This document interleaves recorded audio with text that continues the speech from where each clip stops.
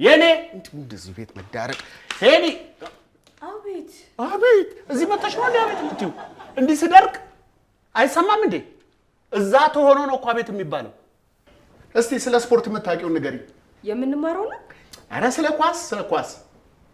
የውጭ ፕሪሚየር ሊግ ነው ወይስ የሀገር ውስጥ ጭራሽ በሁለት ይከፈላል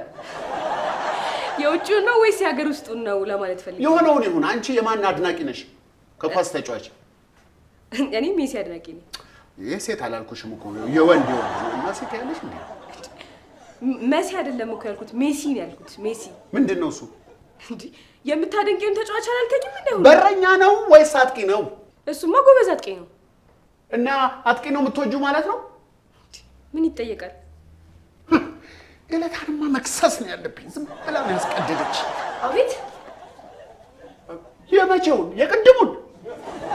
ቆይ አንተስ የማን አድናቂ ነህ ከኳስ ተጫዋች የቶሚ ማናት እሷ አረ ወንድ ነው እኮ ምንድነው